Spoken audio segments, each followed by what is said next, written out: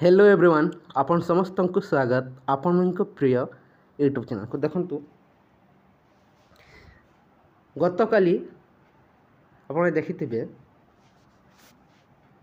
महिला और शिशु कल्याण मंत्री ता सहित मिशन शक्तिर दायित्व रे थिबा उपमुख्यमंत्री प्रभाती परिड़ा मिशन शक्ति गस्त रे जाइथिले। ता सहित सचिवों सह बैठक होता आप फोटो चित्र देखिपे। शेष में गणमाध्यम को जो बयान देते आसतु संपूर्ण ताकू नहीं संपूर्ण आलोचना करवा देखिपे। संपूर्ण अपडेट आसी जाऊँगी आप जानवा पाइबे प्रकृत में कौन कहते आग को मिशन शक्ति क्यों मोड ना जाऊँगी डिटेल्स जानवा पाइबे। से भिडियो को आरंभ शेष पर्यंत देखी निंतु ता सहित चैनल ने विजिट करते निहत चैनल को सब्सक्राइब कर दिंतु। देखंतु महिला को सशक्तिकरण करने आम पूर्वतन मुख्यमंत्री नवीन पट्टनायक मध्य अधिक गुरुत्व देते। ए बीजेपी सरकार मध्य ताठू आहुरी अधिक गुरुत्व देवाई निष्पत्ति नहीं।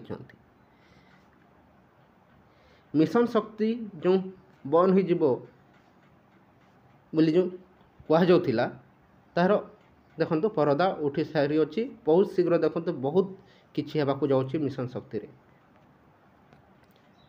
आगुरी देखो लोन दे महिला को देखो सशक्तिकरण प्रचेषा करा जाउथिला किंतु एथर ताठू मध्य बहुत किछि कार्य करने कह मिशन शक्ति रे जो माने कार्यरत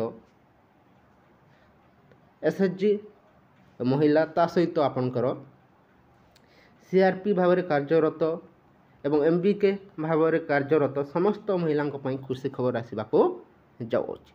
ता सहित देखंतु बहुत शीघ्र देखंतु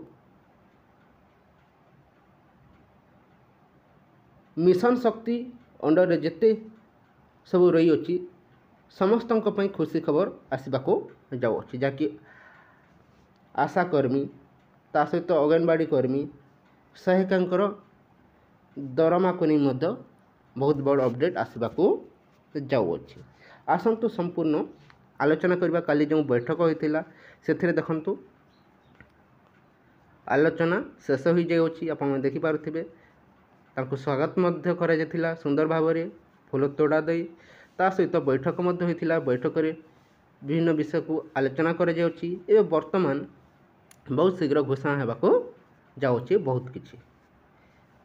ओडिशा रे देखंतु सुभद्रा योजना लगिबा सहित मिशन शक्ति को किपरि भाव में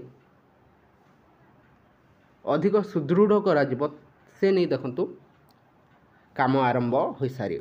आसंतु देखिनेबा गणमाध्यम को कौन कहते जाकि मिशन शक्तिर दायित्व रे थिबा मंत्री देखंतु मिशन शक्ति दौड़ विकसित ओडिशार स्वप्न को मिशन शक्ति ही पूरा करवा। देखंतु मिशन शक्ति जो बंद हो बोली विभिन्न न्यूज रे आपण देखुथिले बा फेक न्यूज गुडी को प्रसार होतिला ताहा देखंतु मिथ्या अटे। ये मिशन शक्ति आगर जो दायित्व रही था ताठू अधिक दायित्व दिज्व सरकार को सहयोग करने कह किंतु इलेक्शन प्रचार दूर रखा मिशन शक्ति रे कार्यरत समस्त महिला को देखंतु इलेक्शन प्रचार निवृत्त करा किंतु तांको पई अनेक कार्य दिज्व से नहीं देखंतु आज गणमाध्यम को सूचना दे सारी देखंतु कौन रही मिशन शक्ति दौड़ विकसित ओडिशार स्वप्न को मिशन शक्ति ही पूरा कर समीक्षा पर बड़ बयान देले उप मुख्यमंत्री प्रभाती परिड़ा। ता सहित आउ कौन कहते देखने देखंतु आज मिशन शक्ति विभाग अधिकारी आलोचना पर आगामी दिन में मिशन शक्ति दौड़ बोली कहते उपमुख्यमंत्री तथा मिशन शक्ति मंत्री प्रभाती परिड़ा मिशन शक्ति लक्ष्य स्थल विकसित ओडिशार स्वप्न पूरण होब बोली से देखो गणमाध्यम को सूचना देते। विभिन्न कार्य रही है। देखो मिशन शक्ति एक माइक्रो सरकार देखो मिशन शक्ति एक माइक्रो सरकार 19 विभाग सहित जड़ित देखो 19ଟି ବିଭାଗ ସହିତ ଦେଖନ୍ତୁ ମିଶନ ଶକ୍ତି ଜଡ଼ିତ ରହିଅଛି। ତା ସହିତ UN ଏଜେନ୍ସି ସହିତ ମଧ୍ୟ ଅନୁବନ୍ଧିତ। ବିଶ୍ୱ ରାଜ୍ୟ ଏବଂ ଗାଁ ଏଥିରେ ମିଶିକି ଅଛି। ଦେଖନ୍ତୁ ମିଶନ ଶକ୍ତି ସହିତ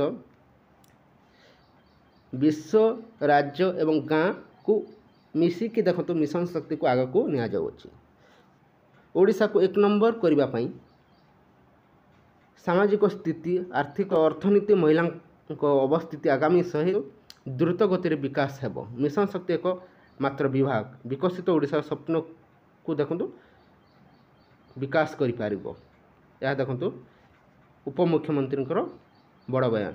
ଉପମୁଖ୍ୟମନ୍ତ୍ରୀ ଏବେ ମିଶନ ଶକ୍ତି ବିଭାଗର ଦାୟିତ୍ୱ ନେଇଛନ୍ତି, ତେଣୁ ଏହି ବିଭାଗ ଚାଲିବ କି ନାହିଁ ସେ ବାବଦରେ ସନ୍ଦେହ କରିବା ଉଚିତ ନୁହେଁ, ବରଂ ଏହା ବିଭାଗ ଏବେ ଦୌଡ଼ିବ। ମିଶନ ଶକ୍ତି ଏକ ସମୂହ ଯେଉଁଠି ବିଶ୍ୱ, ଦେଶ ଏବଂ ରାଜ୍ୟ ଓ ଗାଁ ଗୁଡ଼ିକର ଦେଖନ୍ତୁ ଅନୁଷ୍ଠାନ କାମ କରୁଛନ୍ତି। ତାଙ୍କ ଉଦ୍ୟମରେ ଓଡ଼ିଶା 1 ନମ୍ବର ରାଜ୍ୟ ହେବ।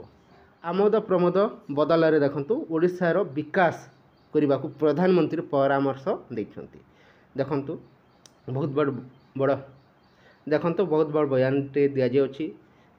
ଯେଉଁ ଭୟ ରହିଥିଲା ମିଶନ ଶକ୍ତି ବନ୍ଦ ହୋଇଯିବ ବୋଲି ତାକୁ ନେଇ ଦେଖନ୍ତୁ ଆସି ସାରିଅଛି। ମିଶନ ଶକ୍ତି କେବେ ବନ୍ଦ ହେବ ନାହିଁ, ଏ ବର୍ତ୍ତମାନ ଦୌଡ଼ିବ।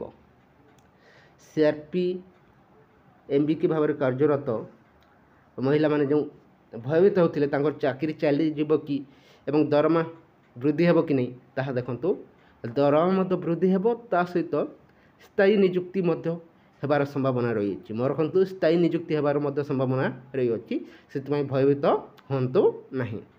ଦରମା ନିଶ୍ଚିତ ବଢ଼ିବ, କିନ୍ତୁ ସ୍ଥାୟୀ ନିଯୁକ୍ତି ପାଇଁ ଆପଣମାନେ ଯଦି ଲାଗିବେ ଏବଂ